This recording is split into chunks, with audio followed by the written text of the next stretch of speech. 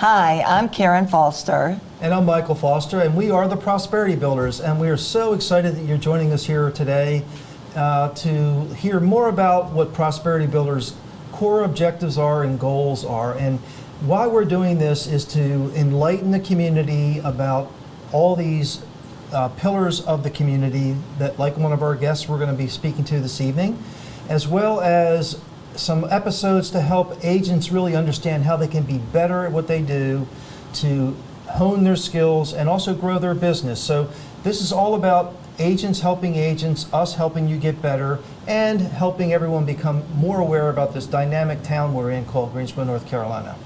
And our first guest tonight is Andy Zimmerman with AZ Development. And Andy, welcome. We are so glad you're here. I appreciate you inviting me. Looking forward to our conversation. Yeah. Of course, you know, Andy, we are members of your society, your community. I remember very clearly one time you and I were speaking and I made the faux pas of saying something I shouldn't have said, and it really is a membership. Tell everybody a little bit about your attitude and your point of view as to why that's so important to you. Well, I think that being successful, you know, we've heard the phrase, the term of it being a team sport. And I think in our business, in my business, it's a community team sport. Mm-hmm. And so it's people like you who are a member of our community that helps make me successful. Yeah. Well, I love that. I love that point of view. So a lot of people know Andy because they see him buzzing around town in his motorized bicycle, and he is an expert hitting those curbs. So give everybody a little insight as to where your core interest in outdoor sports, outdoor equipment comes from. I guess in my youth, you know, I grew up right outside of New York City. And so I was a city kid, and that was adventure for me. But when I came down to North Carolina and found the outdoors, my new adventure was adrenaline sports.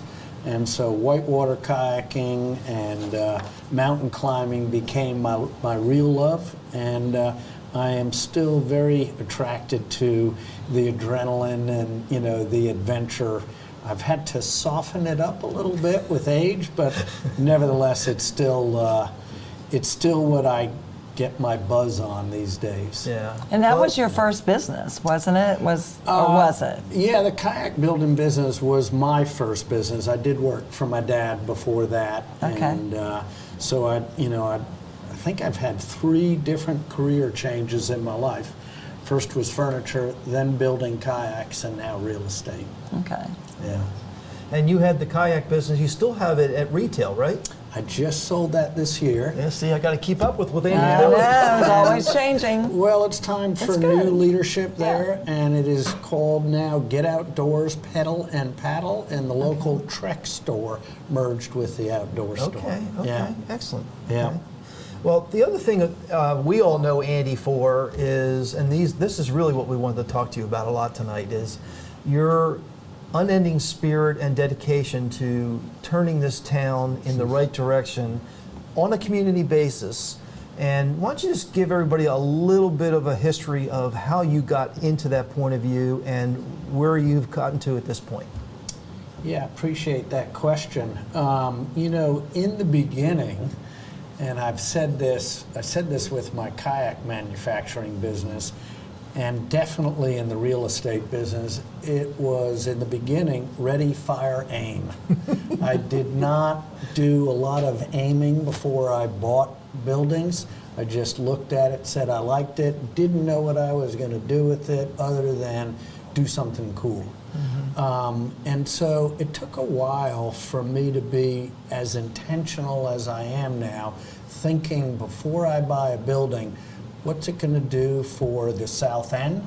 What's it going to do for Greensboro? What's it going to do for our community? Mm-hmm. I'm much more intentional now about what I'm doing than what I was in the beginning. Mm-hmm. And, you know, I do assess for an ROI, a return on investment, but I've also learned to, on the other side, look at it from an ROC.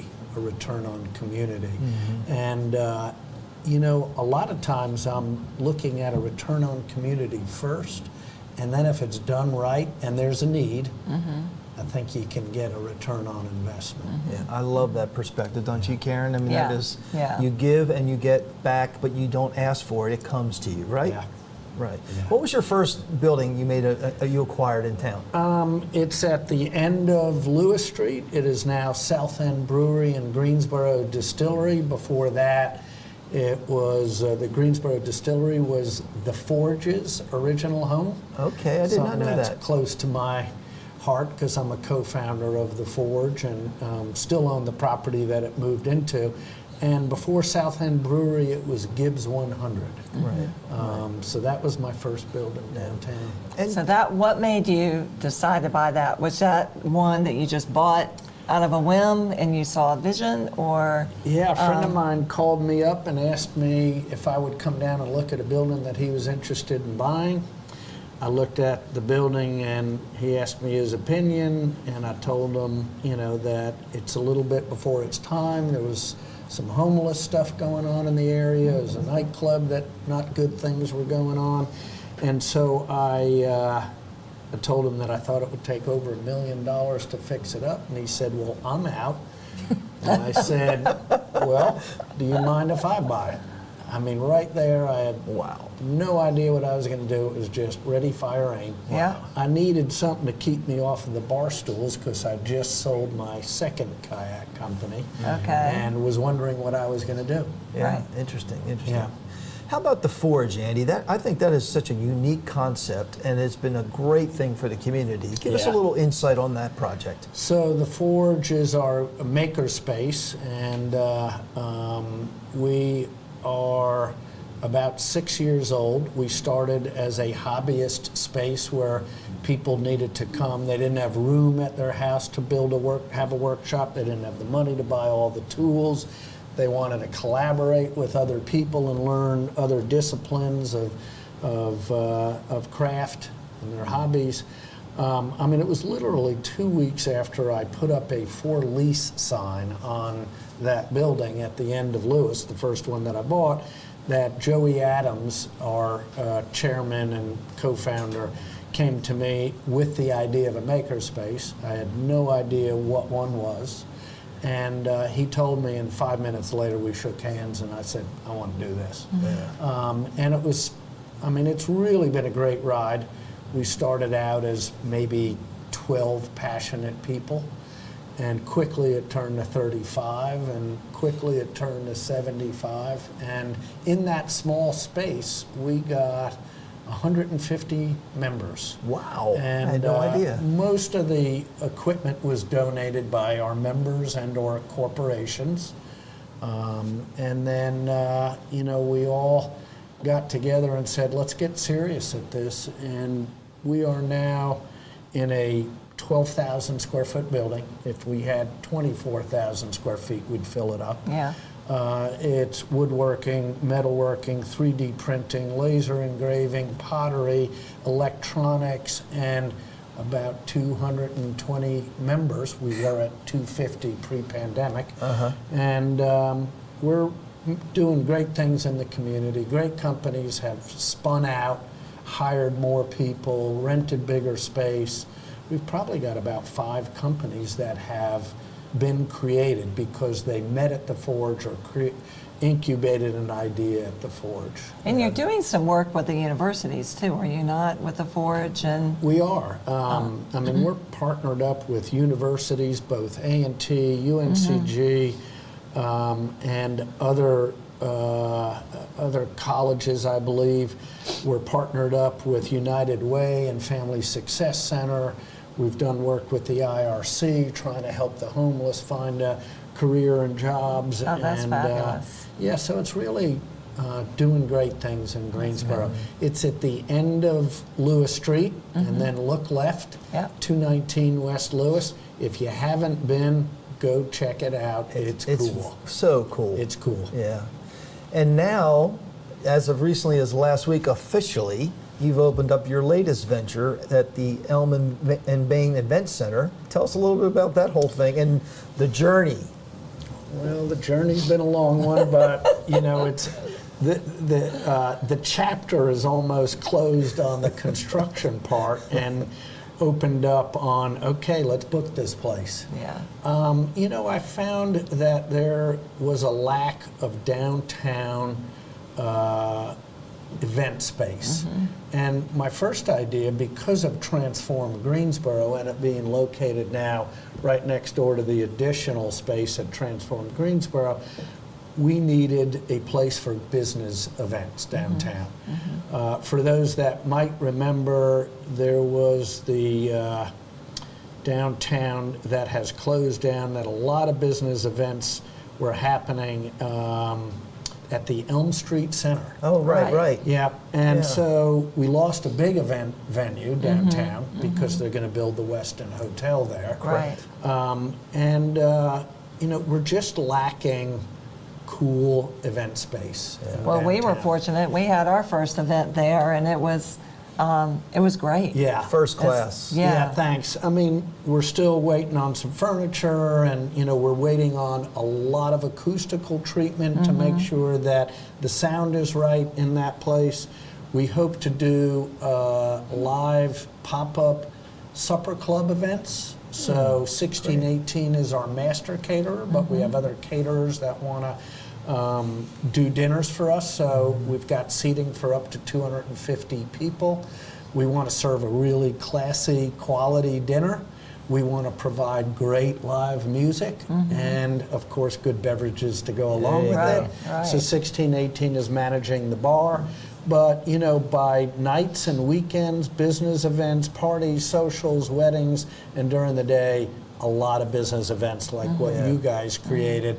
So, that was an innovative event that you guys had. Yeah, it was fun, and it was so easy to put together. You have a great staff that really cooperated with us, very open to doing things. Gave and ideas of what to do, not to do. Very, It very was really simple good. to put Yep. together, and they executed on all the things. Well, that's great because we were winging it. It was the first. It was the first, event that we had. Actually, United had the Way. United Right, Way. the We had the United Way United was the Way very first one. kickoff campaign event, which was terrific. But in the beginning, we're winging it and we're dialing it in, and we're getting things to where we're going to really be pleased with the end result and the great events that'll happen there at Elm and Bain Event Center. Sure.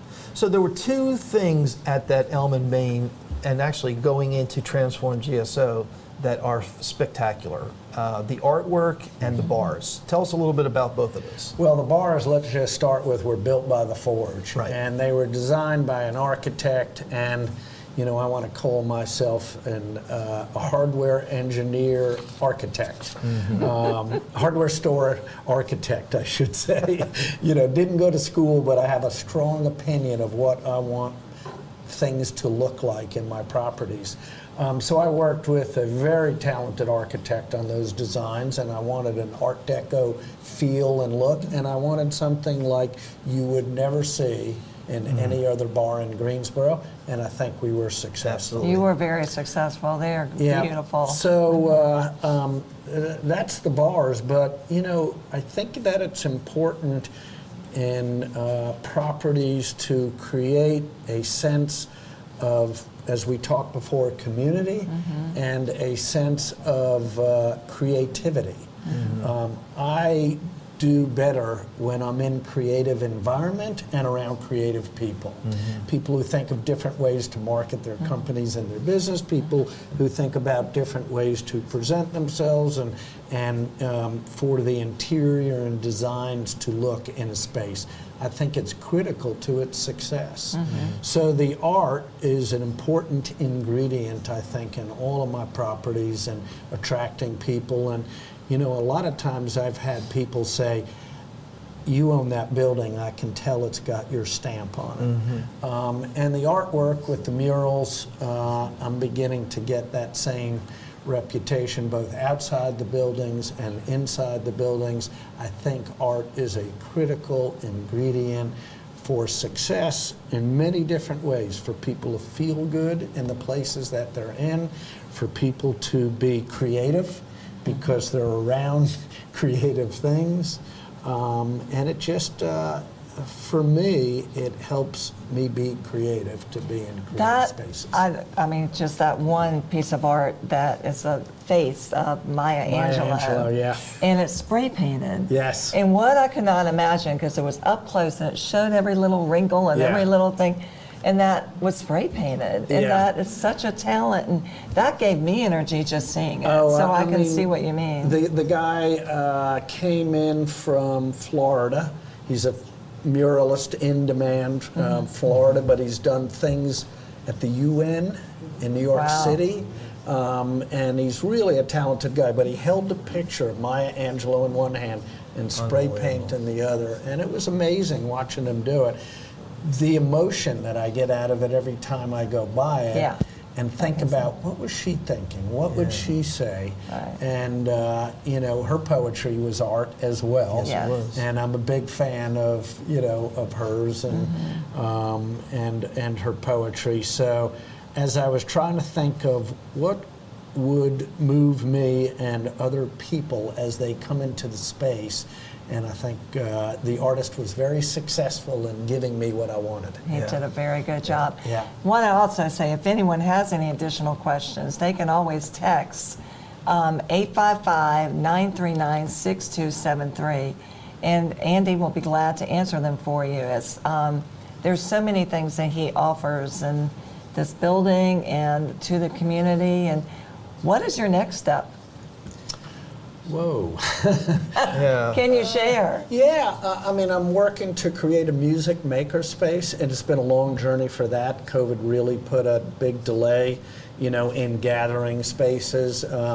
But I'm hoping to move forward with that soon. That'll be awesome. I mean, I got the idea from the Forge, and it's strong membership, 250 members.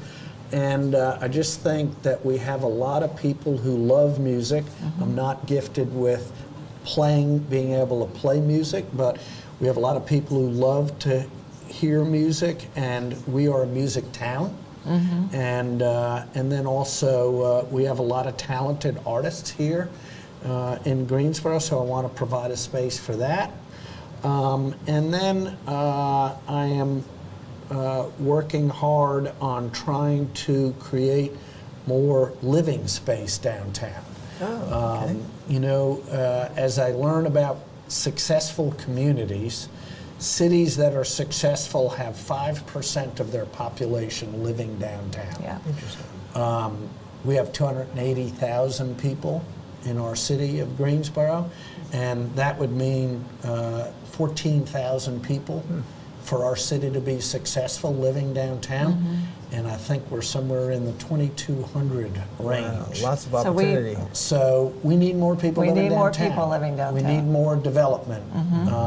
I didn't think I would say I wanted to do it because I'm a buy an old building and fix it up guy. Yeah. I'm not a build from scratch, but I have found some people to partner up with, and hopefully right across the street work on a development of live, work, play kind of environment. That would be fantastic. By the way, Andy has developed 12 properties on your own here in town and partnered with 6 others. Yep. And I just have to say that the Elm and Main property was a 6-year vision. Well, this building, I've been working on it is almost 6 years, and so finally I've finished all the space. We're in down We're here. in one of them right here. We're in Eric Chilton's space right now Yeah. downstairs, and the other day I leased the last space next door to Eric, so we're filled up down here with some very cool businesses on the first floor. On the second floor is Elm and Bain, and then Transform Greensboro's 52 more offices and conference rooms. Their and members and classroom, and then Centric Brands is my Right. anchor tenant in the building, Right. clothing company. Right. Well, I'm sure you realize a lot of people that came here to lease from you in this addition you've done are the result of the happiness of the ones who were the original Transform GSO people. I mean, we've been with you for 2.5 years, and it has been just fantastic. You are the absolute perfect member owner. Is that okay to say? Yeah, thank you. I mean, and you know, you're in a very cool office in the original we Transform love location. that we love office. it. And so I walk by it all the time, and I see the great activity there. I see you bringing in a lot of different people, and you're bringing an energy to the place. And I got to be honest, when you first came in, I'm thinking real estate and an entrepreneur. Well, you guys are entrepreneurs. You're thinking about different ways to market your business and different approaches, and so it's been great having you as members of our community. Thank you, Andy. Thank you. Well, Yeah. thank you. Karen, you want to wrap it up? And thank you, Andy, for joining us. Thank you for joining our Prosperity Builder broadcast. And we look forward to our next one. And I think we're going to be talking about branding. Talk to you later. Bye-bye.